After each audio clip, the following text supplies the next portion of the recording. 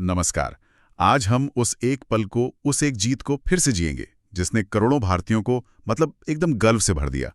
भारतीय महिला cricket team की 2025 वनडे विश्व कप में वो ऐतिहासिक, वो शानदार जीत। एक ऐसा लम्हा जिसका इंतजार, आप जानते हैं, बहुत लंबे समय से था। बिल्कुल, एक सपना जो सच हुआ। हाँ, हमारे सामने आनंद बाजार पत्रिका का एक बहुत ही डिटेल्ड लेख है, और ये सिर्फ स्कोर नहीं बताता, ये उस फाइनल मैच की पूरी कहानी कहता है। वो जज्बात, वो रणनीति, वो खास पल जिन्होंने सही में इतिहास बनाया। सही कहा, कहानी सिर्फ आंकड़ों की नहीं होती, उसके पीछे बहुत कुछ होता है। तो आज हम इसी लेख के पन्नों में थोड़ा गहराई तक उतरेंगे। मकसद सिर्फ मैच का हाल बताना नहीं है, बल्कि समझना है कि ये जीत इतनी अहम क्यों थी। वो कौन से निर्णायक मोड़ थे, कौन से खिलाड़ी थे जिन्होंने कमाल किया। भारत की ये तीसरी कोशिश थी वर्ल्ड कप फाइनल में। पहले 2 बार दिल टूटा था। हाँ, वो टीस थी कहीं ना कहीं। सपना पूरा हुआ। लेख में से शाप मुक्ति कहा गया। बिल्कुल, एक तरह का अभिशाप टूटा। तो चलिए इस शानदार जीत की कहानी की परतें खोलते हैं, देखते हैं क्या कुछ हुआ उस दिन। तो फाइनल मैच भारत और दक्षिण अफ्रीका। रविवार का दिन का मुंबई का DY पाटिल स्टेडियम जाहिर है खचाखच भरा हुआ था। लेकिन मैच से ठीक पहले बारिश शुरू हो गई, जोरदार बारिश। हाँ, उसने थोड़ा खेल बिगाड़ा, मतलब इंतजार बढ़ गया। खेल करीब 2 घंटे देर से शुरू हुआ। और मैदान पर नमी भी थी, फिर तो कंडीशंस थोड़ी मुश्किल हो गई होंगी। बिल्कुल, और फिर टॉस की बात आई। दक्षिण अफ्रीका की कप्तान लॉरा वुलवार्ट, उन्होंने टॉस जीता और पहले गेंदबाजी चुनी, जो कि एक्सपेक्टेड था बारिश के बाद। हाँ, नमी और ओवरकास्ट कंडीशंस थीं। और दिलचस्प बात यह है, जैसा लेख में भी है, कि हमारी कप्तान हरमनप्रीत कौर, वो पूरे टूर्नामेंट में सिर्फ एक ही बार टॉस जीती थी, बांग्लादेश के खिलाफ। अच्छा, सिर्फ एक बार? हाँ, लेकिन फाइनल में टॉस हारना शायद भारत के लिए अच्छा ही रहा। कभी कभी होता है ऐसा। हाँ, शायद किस्मत ने यही लिखा था। तो भारत की बल्लेबाजी शुरू हुई। शुरुआत थोड़ी संभल कर की, लेकिन फिर आई शेफाली वर्मा। प्रतिका रावल चोट की वजह से बाहर थीं, और शेफाली को ठीक सेमीफाइनल से पहले टीम में जगह मिली थी। हाँ, और आते ही उन्होंने जैसे गियर ही बदल दिया। पहली गेंद से ही लगा कि वो कुछ बड़ा करने के इरादे से आई हैं। एकदम बड़े शॉट लगाने शुरू कर दिए। ऐसा लगा जैसे कोई मिशन पर हो। उनका वो अंदाज, वो वाकई देखने लायक था।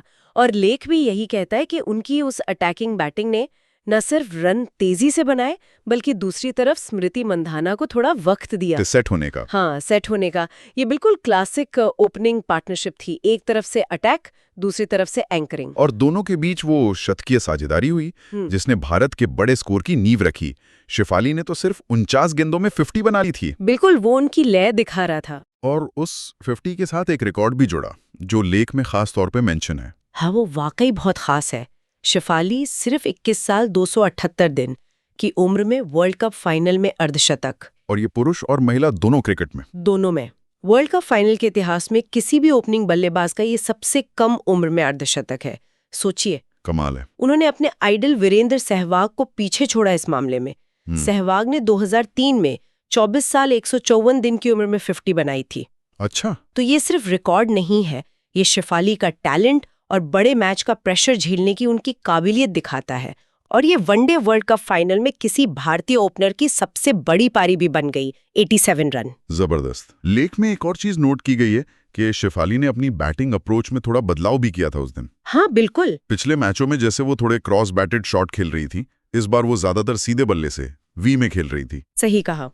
वो उनकी मैच अवेयरनेस दिखाता है कि कैसे वो अडेप्ट करती हैं। हालांकि वो 78 गेंदों पर 87 की पारी जबरदस्त थी, लेकिन उसके बाद वो थोड़ी थकी हुई भी लगी। हाँ, क्रैम्प्स वगैरह भी आए थे शायद। हाँ, क्रैम्प्स की शिकायत हुई, शायद थोड़ी नर्वसनेस भी थी शतक के करीब। और उसी थकान में एक बड़ा शॉट लगाने गई और आउट हो गई। शतक तो मिस हुआ, लेकिन अपना काम वो कर गई थी। बिल्कुल। उनके बाद स्मृति भी 45 पर आउट हो गई, वो भी 50 नहीं बना पाई। और फिर आया एक फेज जब इंडिया का मिडल ऑर्डर थोड़ा सा दबाव में आ गया। हाँ, वो थोड़ा मुश्किल दौर था। जमीमा रॉड्रिग्स, जो पिछले मैच की हीरो थी, और कप्तान हरमनप्रीत कौर, दोनों से बड़ी उम्मीदें थीं, पर वो 24 और 20 रन ही बना सकी। लेख भी यही कहता है कि साउथ अफ्रीकी स्पिनर्स ने उस वक्त अच्छी गेंदबाजी की, रन बनाना मुश्किल हो गया था। रन गति काफी धीमी हो गई थी बीच में। और फिर आखिर में तेजी लाए। और वो काम किया दीप्ति शर्मा और ऋचा घोष ने। बिल्कुल। दीप्ति ने बहुत समझदारी दिखाई, एक छोर संभाले रखा, स्ट्राइक रोटेट करती रहीं। और दूसरी तरफ ऋचा घोष, उन्होंने वही किया जिसके लिए वो जानी जाती हैं। एकदम बिंदास। आते ही बड़े शॉट, कुछ लंबे छक्के लगाए उन्होंने। जो रन रेट पर प्रेशर बन रहा था उसे कम किया। बहुत जरूरी पारी थी वो। सिर्फ 24 गेंदों में 34 रन, तेज तर्रार। उसने मोमेंटम वापस भारत की तरफ किया। और दीप्ति अंत तक नॉट आउट रहीं। 58 रन बनाए उन्होंने। बड़ी अहम और सधी हुई पारी। हाँ, उनकी वजह से भारत 298 तक पहुंच पाया। 50 ओवर में 7 विकेट पर 298, एक अच्छा स्कोर, चुनौतीपूर्ण स्कोर। लेकिन सवाल वही था, क्या ये काफी था? यही सवाल था। लेख में भी लिखा है कि कई एक्सपर्ट्स मान रहे थे कि शायद भारत 20-30 रन कम रह गया। हाँ, क्योंकि डीवाई पाटिल में चेज करना थोड़ा आसान माना जाता है, और रात में ओस भी तो होती है। ओस का फाइटर तो था ही। और जिस तरह साउथ अफ्रीका ने शुरुआत की, उससे लगा भी कि शायद ये स्कोर कम है। कप्तान लॉरा बुलवर्ट और तस्मीन ब्रिट्स दोनों ने अच्छी पॉजिटिव शुरुआत की। ले में दिख रही थी दोनों। हाँ, भारतीय गेंदबाजों पर दबाव बना रही थी। लग रहा था कि साउथ अफ्रीका आराम से लक्ष्य की तरफ बढ़ रहा है। लेकिन फिर कहानी में आया एक और मोड़।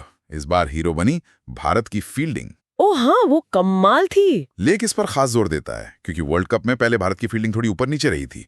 कुछ कैच छूटे थे, आलोचना भी हुई थी। सही बात है। लेकिन फाइनल में पता नहीं क्या हुआ, टीम ने जैसे काया पलट कर दी। ग्राउंड फील्डिंग तो असाधारण थी। बिल्कुल, हर खिलाड़ी मतलब पूरी जान लगा रहा था। डाइव मार रहे थे, बाउंड्री रोक रहे थे।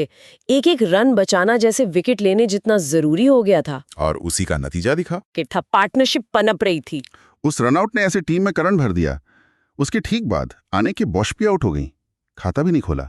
दीप्ति शर्मा ने एलबीडब्ल्यू किया। हाँ, 2 जल्दी विकेट, साउथ अफ्रीका थोड़ा सा बैकफुट पर। लेकिन एक छोर पर कप्तान वुलवार्ड जमी रही। उन्होंने ना सिर्फ 50 पूरी की, बल्कि सुने लूस के साथ मिलकर पारी को फिर संभाला। और वो पार्टनरशिप खतरनाक होती जा रही थी। धीरे धीरे रन बन रहे थे, विकेट नहीं गिर रहा था। थोड़ी चिंता तो होने लगी थी भारतीय कैंप में। और तभी आया वो मास्टर स्ट्रोक, हरमनप्रीत कौर का एक बोल्ड फैसला, जिसकी शायद किसी ने उम्मीद नहीं की होगी। बिल्कुल नहीं।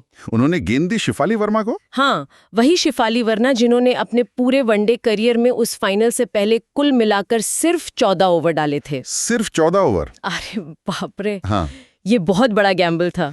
लेकिन ये काम कर गया। ऐसा काम किया कि मैच ही पलट गया। लेख भी कहता है कि ये कैलकुलेटेड रिस्क था, शायद पिच से स्पिन को मदद देखते हुए। और शिफाली ने अपने पहले ही ओवर में सुने लूस को आउट कर दिया, अपनी ही गेंद पर कैच। वाह। लेकिन वो यहीं नहीं रुकी। अगले ही ओवर में मारिजान कैप, जो अकेले मैच पलट सकती हैं, खासकर चेज करते हुए, उनको भी आउट कर दिया। ये तो बहुत ही बड़ा विकेट था, शायद मैच का टर्निंग पॉइंट। बिल्कुल, शायद सबसे बड़ा टर्निंग पॉइंट।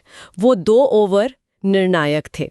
शिफाली की उन 2 विकेटों ने साउथ अफ्रीका के मिडिल ऑर्डर पर जबरदस्त प्रेशर डाल दिया। और दूसरी तरफ से दीप्ति शर्मा ने भी कसी हुई गेंदबाजी जारी रखी। हाँ, दोनों स्पिनर्स ने मिलकर रन रोक दिए। बीच के ओवरों में युवा स्पिनर श्रीचरनी ने भी अच्छा साथ दिया। इस बीच वुलवार्ड ने हिम्मत नहीं हारी, एक छोर संभाले रखा, अनेरी ड्रिक्सन के साथ मिलकर फिर से कोशिश की। और उन्होंने कमाल की बैटिंग करते हुए अपना शतक पूरा किया।